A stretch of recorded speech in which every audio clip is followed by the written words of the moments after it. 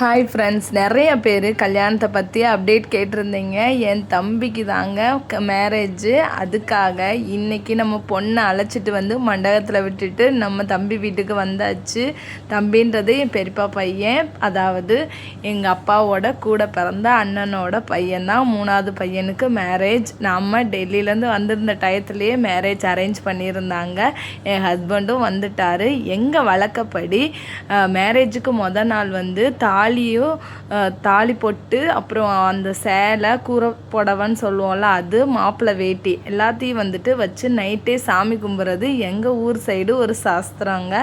அது மட்டும் ஒவ்வொரு ஊர் சைடு ஒரு மாதிரி.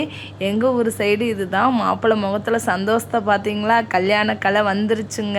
உண்மையை சொல்லனா கல்யாண கலைன்றது எப்போ இருந்து ஸ்டார்ட் ஆகுது அப்படின்னா, பொண்ணு பார்க்க போகிறது ஒரு நிகழ்வு, திருப்பி அவங்க வந்து மாப்பிள்ளை வீட்டு பார்க்குறது ஒரு நிகழ்வு, அதுக்கடுத்துட்டு நிச்சயதார்த்தன்றது ஒரு நிகழ்வு, அதே மாதிரி அடுத்த ஒரு நிகழ்வாக வந்துட்டு நிச்சயதார்த்தம் ஊரறிய பண்ணி வச்சுட்டு அந்த ஒரு 2-3 மாதம் இடைவெளி விட்டு அதில் அவங்கள பற்றி புரிஞ்சுக்கிற ஒரு இடைவெளியாக தான் இருக்கும்.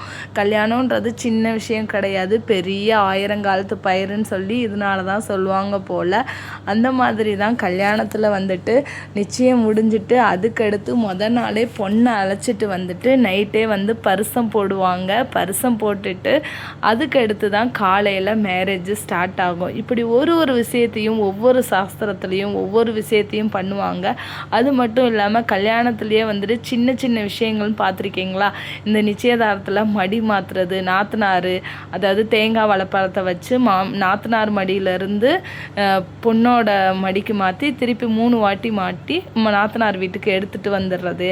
அதுக்கடுத்து மாப்பிள்ளை வீட்டில் வந்துட்டு நலுங்கு வைக்கிறது, மாப்பிள்ளைக்கு சாப்பாடு ஆக்கி போட்டு சந்தன குங்குமம் வச்சு மாலை போட்டு இனிப்பு கொடுத்து நலுங்கு வைக்கிறது, முகூர்த்த கால் ஊன்றதுன்னு சொல்லிட்டு ஒவ்வொரு விஷயங்களும் கல்யாணத்தில் அவ்வளோ புதுசாகவும் சூப்பராகவும் இருக்கும். ஒவ்வொரு நிகழ்ச்சியும் பார்க்குறதுக்கு அவ்வளோ அழகான ஒரு ஆயிரங்காலத்து பயிருன்னு இதுக்காக தான் சொல்லியிருப்பாங்க. இந்த ப்ளக்ஸில் பார்த்துருந்தாலே உங்களுக்கு தெரிஞ்சிருக்கும். என் பெரியப்பா, பெரியம்மா, அம்மா, அப்பா, அண்ணா, மூத்த தம்பி, 2வது தம்பி, அக்கா, நான், அப்புறம் அத்தை பசங்க 2 பேரும், அப்புறம் என் பசங்க, என் தம்பின்னு சொல்லிட்டு எல்லோரும் இருக்கிற ஒரு ஃப்ளக்ஸு. நைட்டு வந்துட்டு சாப்பாடு வெண்பொங்கல் தான். நிறைய பேத்துக்கு கண்டம்னூரில் தேனி மாவட்டத்தில் இருக்கவங்க எல்லாருமே அருண் கேட்ரிங் வந்து ஆர்டர் பண்ணுங்க, சாப்பாடு அவ்வளோ சூப்பராக செஞ்சுருந்தாங்க. உண்மையிலே வேறு லெவலாக இருந்துச்சு. ஏன்னா அந்த பையனை பற்றி இது நாள் வரைக்கும் யாருக்குமே தெரியலை. பட்டப்பேரோட சொல்லிடுறேன், அருண் கசாயின்னு சொல்லுவாங்க. பக்கத்துலேயே சுப்பிரமணியம் கோயில்கிட்டேயே வந்துட்டு கோழிக்கடை வச்சுருக்காங்க. உண்மையிலே சமையல் வந்து அவ்வளோ சூப்பராக இருந்துச்சு. மார்னிங்குமே நல்லா பண்ணியிருந்தாங்க. இது நிறைய பேத்துக்கு தெரியாதனால யாருமே ஆர்டர் கொடுக்கல, இனிமேயாச்சும் யூஸ் பண்ணிக்கோங்க. அது மாதிரி கல்யாணத்துக்கு வீட்டில் எல்லாரும் வந்து கையக்கன்னு ஒரு சவுண்டு, எல்லாருக்கும் தலைவலிக்குதுன்னு சொல்லுவாங்க. உண்மையை சொன்னால் அந்த ஒரு சின்ன மூமெண்ட் கூட என்ஜாய் பண்ணுற மாதிரி இருக்கும் பார்த்தீங்களா. ஏன்னா கல்யாணம்னா தான் எல்லாரும் வீட்டுக்கு வருவாங்க, எல்லாருக்கும் 1000 வேலை இருக்குங்க, எல்லாத்துக்கும் எல்லாமே தான் இருக்கும். ஆனாலும் அந்த கல்யாண விசேஷம் ஃபங்க்ஷனு அப்படின்ற டயத்தில் தான் எல்லாம் மாப்பிள்ளை அழைப்பு, பொண்ணு அழைப்பு, நிச்சயம் எல்லாம் முடிஞ்சு இப்போ கல்யாணத்துக்கே வந்தாச்சுங்க. கல்யாணத்துக்கு வந்தவுடனே என்ன ஒரு சந்தோஷம் என் தம்பி முகத்துலன்னு பார்த்தா, நான் அவன் பயங்கர டென்ஷனாக நின்றுட்டு இருந்தான். என்னடா இவ்வளோ டென்ஷனாக நிற்கிறேன்னு பக்கத்தில் போய் கேட்டால், தெரியலக்கா எனக்கே என்னன்னேவோ இங்கிட்டு அங்கிட்டு ஒருத்தவங்க ஒன்று சொல்கிறாங்களா, எதை கேட்குறது எதை விடுறதுனே தெரியலன்னு சொல்லிட்டு இருந்தான். மாப்பிள்ளையோட தாய்மாமா மாப்பிள்ளைக்கு வந்து மாலை போட்டாங்க, பொண்ணோட தாய்மாமா பொண்ணுக்கு மாலை போட்ட பிறகு எப்பயும் போல் எல்லா உறவுக்கும் பெரியதானது தாய்மாமா உறவு தானே, லாஸ்ட் வரைக்கும் வர்றது உண்மைதாங்க. தாய்மாமான்ற உறவு மாலை போடுறதோடு நிற்காமல் லைஃப் லாங் வரணுன்றது தான் எல்லாரோட ஆசையும். அதே மாதிரி தாய்மாமா மாலை போட்டு முடித்த உடனேவும் நாத்தனார் வந்து மெட்டி போடணும்.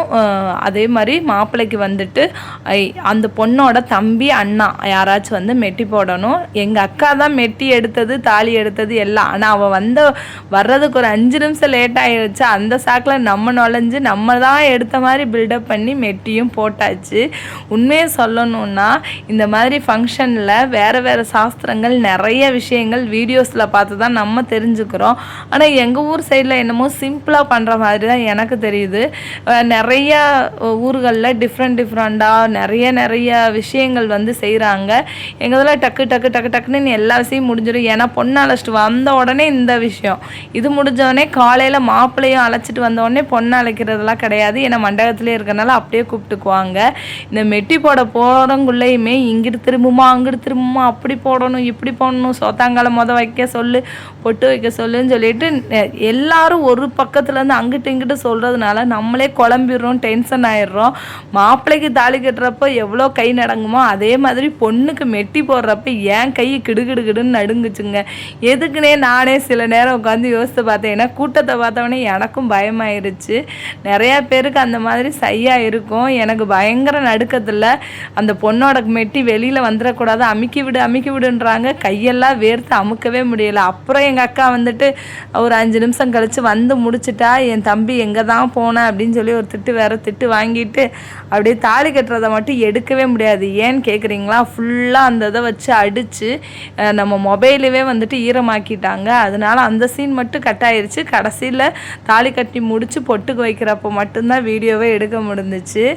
உண்மையை சொல்லணும்னா இந்த பசங்க எவ்வளோ மேக்கப் பண்ணோம், அதை எல்லாத்தையும் இந்த ஒரு ஜிகினாவை போட்டு ஃபுல்லாத்தையும் மாற்றி விட்டுட்டாங்க. அப்புறம் எப்பயும் போல் மாலை மாற்றுதல் இந்த நிகழ்வு தான் நடந்துக்கிட்டு இருந்துச்சு. பொண்ணு அழுதாங்களோ அழுகலையோ நான் பார்க்கலங்க. என் தம்பி அழுதுட்டான். தாலி கட்டுறப்ப கை வேற அவனுக்கு கிடுகிடுன்னு நடுங்குச்சு. எதுக்குடா அழுதுன்னு நாங்களும் கேட்குறோம். அவனுக்கே அழுதனா எல்லாத்துக்கும் தெரிஞ்சிருச்சு. அவ்வளோ பப்ளிக்காக அழுதேன் அப்படின்னா ஃபுல்லாக ரெட் ஆகி கண்ணீர் வந்துருச்சு. உண்மையிலே அவன் அழுகிறது எதுக்கு என்னன்னெலாம் தெரியலை, ஆனால் அழுதுட்டான். இந்த மாதிரி பொண்ணுங்க அழுகிறது தான் பார்த்துருக்கேன் நான். எங்கள் அக்காலாம் மலையாக அப்படியே கண்ணீர் வந்துச்சு எங்கள் அக்காவுக்கு. இங்கே என்னென்னா ஆப்போசிட்டாக என் தம்பி அழுகிறான். என்ன சொல்கிறது, எல்லாரும் ஆசீர்வாதம் பண்ணிவிட்டு அவங்க அம்மா அப்பா எல்லாருமே அப்படியே நல்லபடியாக மேரேஜ் முடிஞ்சிச்சுங்க. நீங்கள் கேட்ட கொஸ்டின் எல்லாத்துக்கும் ஆன்சர் என்னோட பெரியப்பா பையன் தம்பி, 3வது தம்பி தான். நான் வந்து ஊருக்கு வந்த டயத்துலேயே ஃபிக்ஸ் ஆனதுனால தான் இந்த கல்யாணத்துக்கு கூட இருக்க முடிஞ்சிச்சு. இல்லாட்டி நானும் இந்நேரம் ஊருக்கு போயிருப்பேன். இந்த மாதிரி ஃபங்க்ஷன் அட்டன் பண்ணுறதெல்லாம் எனக்கு ரொம்ப பிடிக்கும். ஆனாலும் என்னமோ டெல்லியில் இருக்கனால என் 2வது தம்பி கல்யாணத்துக்குலாம் நான் வரவே இல்லை. எங்கள் அண்ணாவுக்கு மேரேஜ் பண்ணுறப்ப நான் டெல்லிக்கே போகலை. அதனால் பிரச்சனை கிடையாது. என் மூத்த தம்பிக்கும் நான் வந்திருந்தேன், 2வது தம்பிக்கு மிஸ் பண்ணிவிட்டேன். எல்லா ஃபங்க்ஷனுக்குமே நான் மேக்ஸிமம் இருந்ததில்லை. இதில் வந்து நான் நல்லா ரொம்ப என்ஜாய் பண்ணி ஜாலியாக இருந்துச்சு. லாஸ்ட்டாக எல்லாருமே வந்துட்டு ஆசீர்வாதம் பண்ணுறதுக்கு அவங்க அம்மா அப்பா எல்லாரையும் வர சொல்லி ஃபோட்டோகிராஃபரும் சரி கூப்பிட்டுட்டே இருந்தார். ஆனால் அவரே என்னைய திட்டினார். அர்ச்சனை போடுறேன்றப்ப ஃபோட்டோவை வேற மறைச்சி விட்டுட்டீங்கன்னு எனக்கும் ஃபோட்டோ எடுக்கிறவருக்கும் ஒரு வாக்கிய தவறே ஆயிடுச்சு. நீங்கள் கையை வச்சிங்கன்னு சொன்னல, இல்லை நான் வைக்கவே இல்லைன்னு சொல்லி. அதே மாதிரி என் தம்பிக எல்லாருமே நாங்கள் செட்டாக சாரீ செட்டாக வந்து சட்டை எடுத்திருந்தோம். எல்லாருக்கூடையும் ஒரு ஃபோட்டோ எடுத்து நல்லா கலகலப்பாக இருப்பேன். ஏன்னா எனக்கு வந்து கூட்டத்துக்கூட இந்த மாதிரி இருக்கிறவர் ரொம்ப பிடிக்கும். அந்த மாதிரி எல்லாம் ஜாலியாக இருந்துட்டு அவங்க ஃபோட்டோ ஷூட்டுக்கு போயிட்டாங்க. அவ்வளோதான். இன்னும் நம்ம என் தம்பி ஒரு கல்யாணத்துக்கு முன்னாடி ஒரு 100 ஃபோன் பண்ணாங்க. ஆனால் இனிமேல் ஒரு ஃபோன் கூட வராது. பரவாயில்ல, நல்லா இருந்தால் சந்தோஷம் சொல்லிட்டு அப்படியே நம்மளை விட்டு போட்டு எங்கள் அக்காவும் எங்கள் அண்ணன் பொண்டாடி சாப்பிட வந்துட்டாங்க. பரவாயில்ல சாப்பிட்டு போட்டுன்ட்டு நம்மளும் அப்படியே சாப்பாடு இப்போயும் சூப்பராக பண்ணியிருந்தாங்க. மாப்பிள்ளை பொண்ணுமே எப்படி இந்த காஸ்டியூமில் எப்படி இருக்காங்கன்றதையும் மறக்காமல் கமெண்ட்டில் சொல்லுங்கள். அப்படியே கேக் வெட்டி சூப்பராக செலிப்ரேட் பண்ணியாச்சு. பின்னாடி எங்கள் அப்பா கத்திக்கிட்டே இருந்தார், கேக் வெட்டுறப்போ யாருமே அந்த இதை அடிக்கக்கூடாது அப்படின்னு சொல்லிட்டு. அதனால் யார் கேட்பா, கேக் வாங்கி அந்த கேக்கை ஃபுல்லாக நார் அடித்தாச்சு. பண்ணது மேக்கப்பவே வேஸ்ட் பண்ணிடுறீங்கன்னு சொல்லிட்டு எல்லாரும் திட்டிகிட்டு இருந்தாங்க. இதெல்லாம் ஒரு சின்ன மூமெண்ட்டு. ஆனால் திருப்பி பார்க்குறப்போ ரொம்ப சந்தோஷமாக இருக்கும்ல. ஏன்னா மற்ற நாள்லாம் எல்லாருக்கும் 1000 வேலை இருக்கும். இந்த ஒரு டயத்தில் மட்டும்தான் எல்லாரும் என்ஜாய் பண்ணி ஜாலியாக இருக்கும். அந்த ஒரு மூமெண்ட் வந்து நம்ம திருப்பி யோசித்து பார்த்தாலும் கிடைக்காது. இருக்கிற டயத்தில் எல்லாருமே சந்தோஷமாக இருங்க. சின்ன விஷயங்கள் நடக்க தான் ஆகும். ஆனாலும் ஒருத்தவங்க அந்த டயத்தில் மூஞ்சியை தூக்கி வச்சுட்டு கோவமாக இருப்பாங்க, டென்ஷனாக இருப்பாங்க. அந்த மாதிரிலாம் இல்லாமல் கல்யாணத்தை நல்லபடியாக முடிச்சுட்டு நாங்கள் அப்படியே வந்துட்டு வீட்டுக்கு வந்தாச்சு. மாப்பிள்ளை பொண்ணையும் அழைச்சிட்டு வர்றோம். ஃபோட்டோகிராஃபரும் வீடியோகிராஃபருமே நம்மளோட சப்ஸ்கிரைபர் போல் பாருங்களேன், போஸ் எல்லாம் கொடுத்துட்டு அவங்களே சிரிச்சுட்டு போனாங்க. பொண்ணுக்கு குத்து விளக்கவே தூக்கி நடக்க முடியலை. பாவம் அந்த பொண்ணை காலையில் 4 மணிக்கெலாம் எழுப்பி குளிக்க சொல்லி கிளப்பி ஒரு மாதிரி கிறங்கிட்டாங்க. அப்படியே ஆழத்தி எடுத்து வீட்டுக்கும் கூப்பிட்டு வந்தாச்சு. இங்கே வந்த பிறகு பாலும் பழம் சாப்பிட வச்சு அதுக்கு பிறகு தான் அவங்க அம்மா அப்பா வீட்டுக்கு அனுப்புவாங்க. ஆனால் இப்போ வந்துட்டு அந்த மாதிரி தூரமாக இருக்கிறனால டயர்டாயிருவாங்க, நெக்ஸ்ட்டு அலைச்சல் வேணாம் அப்படின்னு சொல்லிட்டு எங்கள் வீட்டுக்கு தான், எனக்கு வந்து அந்த பொண்ணு வந்து சித்தின்னு தான் கூப்பிடுவாங்க. அதனால் மகமுறை தான் வேணும்னு சொல்லி எங்கள் வீட்டுக்கு அப்படியே மறு வீட்டுக்கு அனுப்பிக்கலாம் அப்படின்னு சொல்லிட்டு ஃபஸ்ட்டு மாப்பிள்ளை வீட்டுக்கு மறு வீடு வந்த பிறகு பாலும் பழம் சாப்பிட்டுட்டு அப்படியே எங்கள் வீட்டுக்கு கிளம்புவோம். அதனால ஃபஸ்ட்டு வந்துட்டு மாப்பிள்ளை வீட்டுக்கு வந்தாச்சு.